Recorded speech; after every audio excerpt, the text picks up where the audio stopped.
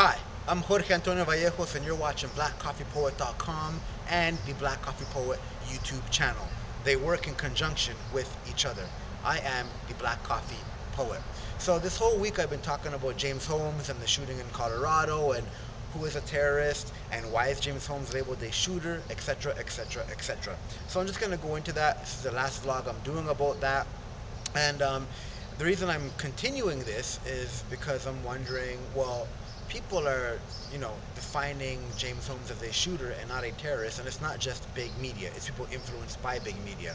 I had a conversation on Sunday with some friends, and my friend's wife was saying, nope, he's not a terrorist. Terrorism is only when one group from one country leaves their country to go to another country to do terrorism. No, wrong. I'm going to give a couple of examples, but again, I'm going to define what terrorism is. So again, the two previous videos are James Holmes, shooter or terrorist, and the one that came after that was if James Holmes was not white, dot, dot, dot. And now you've got this one, who is a terrorist. So the definition of terrorism is the use of terror, violence, and intimidation to achieve an end, especially a political end. That's the definition. And again, keep in mind what I'm talking about, where some people think that terrorism is just one group coming from one country going to another.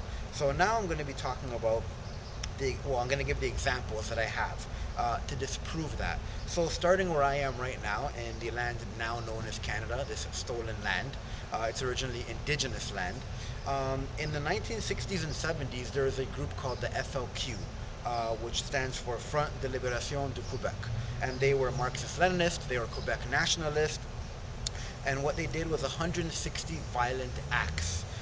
They bombed the Montreal Stock Exchange in 1960. They had something called the October Crisis, where they kidnapped a British Trade Commissioner called James Cross, and they killed the Quebec Labor Minister Pierre Laporte. So they killed people, they kidnapped people, they bombed stuff. That's right here in Canada. White folk, French folk from Quebec. Okay. In 1966, another guy died trying to put a bomb together in Parliament. His name was Paul Joseph Cartier. He died in the Parliament building. The bomb blew up on him. Okay? Another example. So let's move across the pond, the land known as Germany. Um, there was something called the Red Army faction from 1970 to 1998.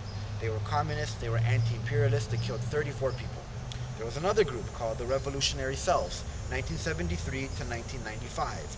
They had 296 terrorist attacks. They killed a lot of people. They hijacked planes. Okay, let's cross the pond again. Well, let's go closer to Germany, actually. Let's talk about something called the Provisional IRA, the Irish Republican Army.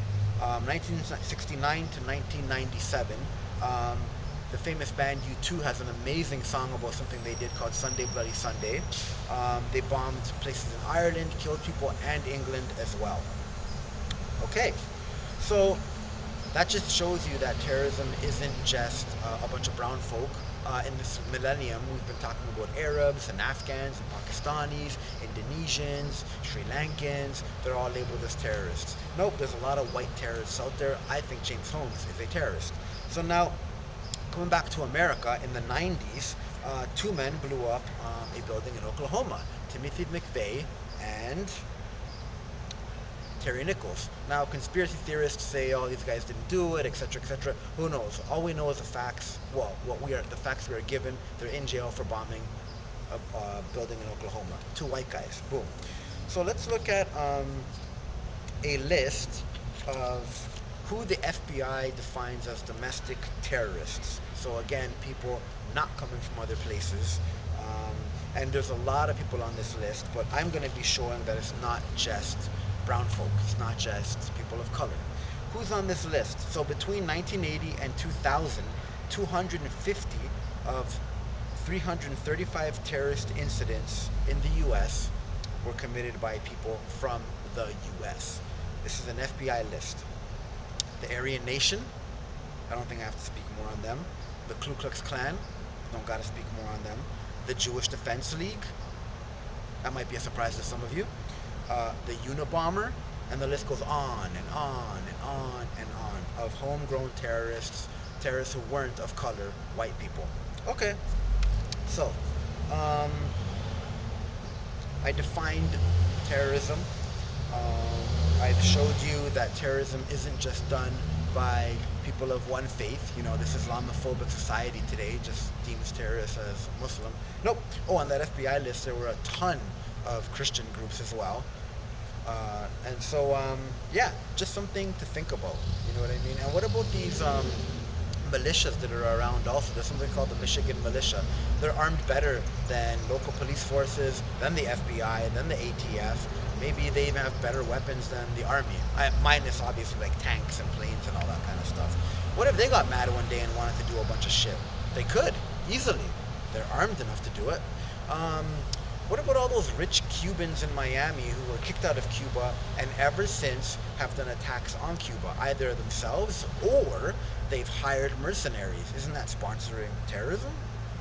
Like we keep talking about the Cold War of the 80s, which was, you know, Russia and the States, but there was another Cold War happening where rich Cubans were sending people to attack Cuba, to kill Castro. The States did it as well. There's a lot of things happening that we never talk about, but we define certain groups, we label certain groups. And this recent incident is another example of that. A white guy who's highly educated, you know, does a horrific thing, but he's not a terrorist. He's a shooter. Well, I'm going to end off with a quote by Chris Rock. Um, Chris Rock is a comedian.